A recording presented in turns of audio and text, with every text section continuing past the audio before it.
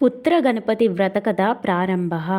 సాక్షాత్ రుద్ర ఇవాపరః అన్నట్లుగా జగదంబ అనుగ్రహంతో జన్మించి రుద్రానుగ్రహముతో సకల విఘ్నములకు అధిపతి అయిన గణపతిని శివుడు శిరస్సు ఖండన చేసి మరలా గజముఖము పెట్టినప్పుడు జగదంబ పార్వతీదేవిని ఆనందింపచేయుటకు పరమేశ్వరుడితో సహా దేవతలందరూ పార్వతీ ఒడిలో ఉన్న వినాయకుణ్ణి స్తుతించిన స్తుతిని విన్న అమ్మవారు ఎవరైతే ఈ స్తుతిని గౌరీ సమేత గణపతిని ఫాల్గుణ శుద్ధ చవితియందు పఠించి నువ్వుల బెల్లము నివేదన చేసి ప్రసాదముగా స్వీకరిస్తారో అట్టి భక్తులందరికీ నాకే విధముగా అయితే పుత్రశోకము తొలగి పుత్రవృద్ధి కలిగినదో అదే విధముగా అందరికీ పుత్రోత్పత్తి కలిగి వంశవృద్ధి జరుగునని జగదంబ పార్వతి వరమిచ్చెను.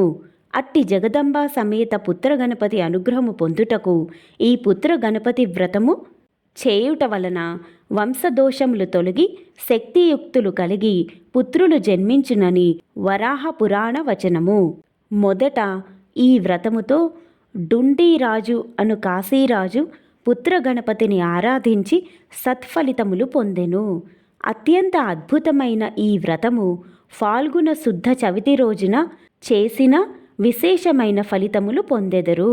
వేదంలో చెప్పబడ్డ ప్రకారం మనిషి పుడుతూనే 3 రుణాలతో పుడతాడు. ఋషి రుణం, దేవరుణం, పితృరుణం. అందులో చివరిదైన పితృరుణం తీరాలంటే సంతానవంతుడై ఉండాలి. సంతాన రత్నాకరము గ్రంథములో సంతానం కలుగకపోవడానికి స్త్రీ సంబంధంగా 13 దోషాలు, పురుష సంబంధంగా 8 దోషాలు ప్రధానంగా చర్చించబడ్డాయి. తనకు తెలిసి తెలియక చేసిన దోషాల వల్ల సంతాన భాగ్యానికి దూరం కావలసి వస్తుందని చెబుతోంది ఈ గ్రంథం. అటువంటి ప్రారబ్ధాన్ని అనుసరించి ఏర్పడే సర్వవిధ దోషాలను పోగొట్టడంలో గణపతి ప్రథముడు. పుత్ర సంబంధమైన దోషాలన్నిటికీ సులువైన పరిష్కారం ఈ పుత్రగణపతి వ్రతం. పుత్రార్థి లభతే పుత్రాన్ అంటూ గణపతి ఆరాధన వల్ల సంతానాన్ని పొందవచ్చని నారద పురాణంలో చెప్పబడింది.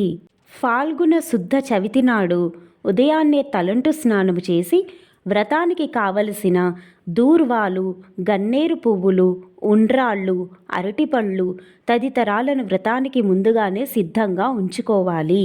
భార్యాభర్తలిద్దరూ ఇంటిలో ఈశాన్య భాగంలో నేలపై అలికి దానిపై తెల్లని వస్త్రాన్ని పరిచాలి. దానిపై ధాన్యాన్ని పోసి మధ్యలో వినాయకుని ప్రతిమను స్థాపించుకోవాలి. ప్రతిమ లేనట్టయితే ఒక కలశాన్ని కూడా పెట్టుకోవచ్చు, లేదా మట్టితో గణపతి ప్రతిమను తయారు చేసుకోవచ్చు.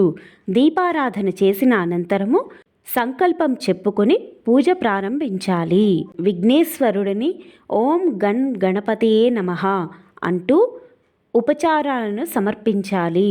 పంచామృతాలతో అభిషేకించి గణపతికి ఇష్టమైన ఉండ్రాళ్ళు, పండ్లు తదితరాలను నైవేద్యంగా సమర్పించి నీరాజన సేవతో పూజను ముగించాలి. సంతానపరమైన పూజాదికాలలో దూర్వాలకు విశిష్టతను కల్పించారు మన పెద్దలు. ఎలాగైతే దూర్వాలు వృద్ధి చెందుతున్నాయో అలాగే మా వంశం కూడా వృద్ధి చెందాలి అనుకుంటూ 21 నామాలతో 21 దూర్వాలు, గన్నేరు పుష్పాలను గణపతిపై ఉంచాలి. అనంతరం పుత్ర గణపతి కథను చదివి అక్షంతలను దంపతులు శిరస్సుపై ధరించాలి. పిదప తీర్థ ప్రసాదాలను స్వీకరించి ఆనాటి సాయంత్రం వేళలో భోజనాన్ని చెయ్యాలి. కృతవీర్యుని కథ. పూర్వం కృతవీర్యుడు అనే రాజు ఉండేవాడు. ఆయన భార్య పేరు సుగంధ. సంతానం లేకపోవడంతో వీరు ఎన్నో వ్రతాలను ఆచరించారు. కానీ సంతానము లభించలేదు. చివరకు ఈ జన్మలో పుత్రయోగం లేదని నిశ్చయించుకొని ప్రాణత్యాగానికి సిద్ధపడగా సంచారం చేస్తూ అక్కడికి వచ్చిన నారద మహర్షి వారిని వారించి వారి కోరిక తీరేందుకు బ్రహ్మదేవుడి వద్దకు వెళ్ళి ఉపాయాన్ని అడిగాడు.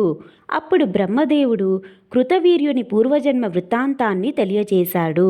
కృతవీర్యుడు పూర్వజన్మలో ఒక వేటగాడు. మరణించే వరకు అనేకమైన దోపిడీలు, దొంగతనాలు, హత్యలు మొదలైనవి చేస్తూ జీవించేవాడు. ఆ జన్మలో చేసిన ఘోరమైన పాప ఫలితంగా ఈ జన్మలో సంతానం కలగలేదని నారదునికి చెప్పగా వెంటనే నారదుడు ఈ వృత్తాంతాన్ని కృతవీర్యునికి తెలియజేశాడు. దాంతో భీతిల్లిన కృతవీర్యుడు నారదుణ్ణి పాపానికి పరిహారం తెలియజేయమని కోరాడు. దాంతో నారదుడు కృతవీర్యునిపై జాలితో గణేశ ఆరాధన చెయ్యి, దానివల్ల నీ సర్వ పాపాలు నశించి సంతానవంతుడు అవుతావు అని ఉపదేశించాడు. దాంతో నారదుడు చెప్పిన ప్రకారంగా ఆ దంపతులు గణేశుణ్ణి ఆరాధించి మెప్పించి తత్ఫలితంగా పుత్ర సంతానాన్ని పొందారు. ఈ వ్రతాన్ని సాక్షాత్తు పరమశివుడు పార్వతీదేవికి చెప్పాడని పురాణ కథనం. ఎంతోమంది ఈ వ్రతాన్ని భక్తి శ్రద్ధలతో నియమనిష్టలతో ఆచరించి సత్ఫలితాలను పొందినట్లుగా పురాణాల ద్వారా మనకు తెలుస్తున్నది. ఆనాటి నుండి ఈనాటి దాకా ప్రాచుర్యాన్ని పొందుతూ సంతానహీనులకు కల్పవృక్షంగా నిలుస్తున్నది. పుత్ర గణపతి వ్రతకథ సమాప్త. గణేశార్పణమస్తు.